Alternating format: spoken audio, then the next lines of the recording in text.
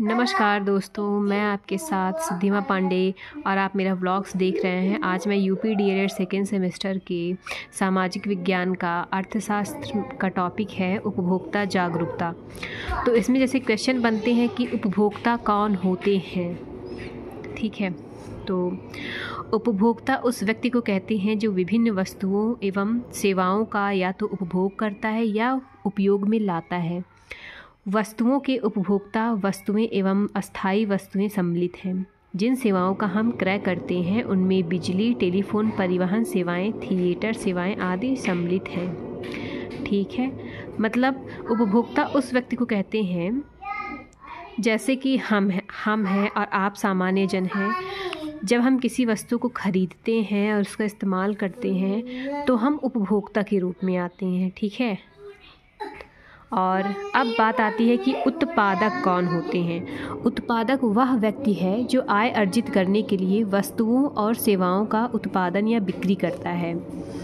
समझ गए आप लोग? उत्पादक मतलब उत्पादन करने वाला। ठीक है, और उत्पादन सेवाओं का मतलब क्या होता है? जैसे आप डॉक्टर्स के पास जाते हैं, वकील के पास जाते हैं, बैंक में जाते हैं, तमाम तरीके हैं जो हम सेवाएं लेते हैं तो उन्हें उत्पादक सेवाएं कहते हैं। कोई भी व्यक्ति दो प्रकार से उपभोक्ता हो सकता है। पहला है माल का उपयोग उपभोक्ता और दूसरा है सेवाओं का उपभोक्ता।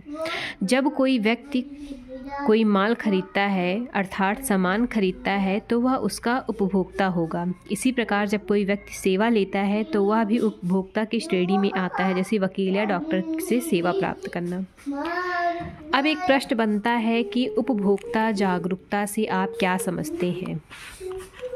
तो इसमें जैसे है ये प्रश्न पूछा भी जाता है, तो उपभोक्ता के अधिकार एवं कर्तव्य हैं, ये भी आप देख लेते हैं, इसको भी हम एक बार पढ़ लेते हैं।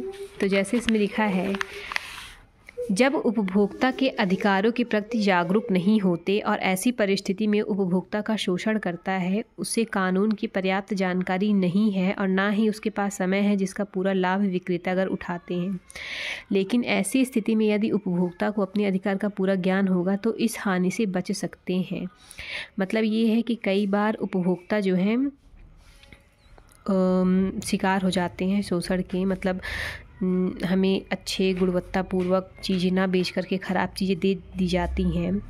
अगर हमारा उपभोक्ता जागरूक होगा तो वो इन चीज़ों से शोषण के विरुद्ध बोल सकता है। जैसे पहला है सुरक्षित सामग्री का अधिकार।